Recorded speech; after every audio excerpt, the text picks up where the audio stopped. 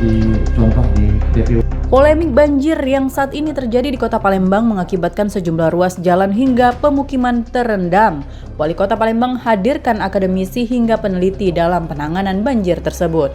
Peneliti Hidrologi dan Banjir Perkotaan Universitas Sriwijaya, M. Baitullah Al-Amin mengatakan terkait penanganan banjir dalam jangka pendek agar melakukan normalisasi jaringan drainase hingga penyediaan ruang terbuka hijau.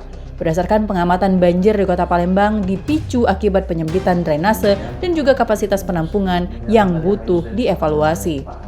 Sementara untuk penanganan banjir jangka panjang akan dilakukan pengembangan sistem secara keseluruhan dan juga penerapan sistem digitalisasi seperti yang ada di daerah Jakarta dengan IT dan juga IoT, sehingga mempermudah masyarakat dalam mengakses potensi dan risiko banjir.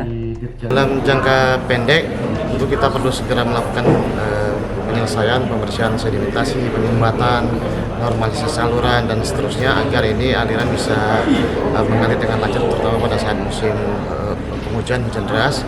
Namun untuk jangka panjangnya secara sistem keseluruhan ini perlu dilakukan pengembangan secara berkesinambungan secara komprehensif mulai dari hulu dan hilir, kaitannya dengan hujan deras dan juga pemicunya dengan akibat muka air pasang di sungai musim ini.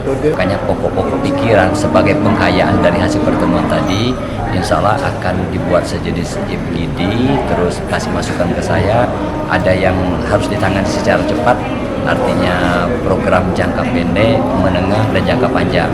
Seperti tadi sudah disinggung Pak Dokter bahwa penanganan dalam waktu dekat adalah soal penanganan drainase, sumbatan-sumbatan, terus pengerukan di kolam-kolam retensi. Tetapi sekali lagi ini pemerintah kota tidak bisa bekerja sendiri, harus terintegrasi dan juga berkelanjutan dan ramah lingkungan. Dengan siapa saja stakeholder terkait, mulai dari pemerintah pusat dalam ini pihak balai, pemerintah provinsi, termasuk kota, dan juga stakeholder terkait lainnya. Saya kira itu ya substansi penting yang dibicarakan tadi.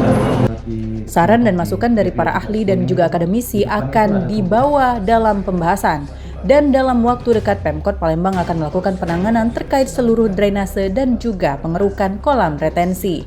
Dari Palembang, Sumatera Selatan, Erwin Setiawan, iNews melaporkan.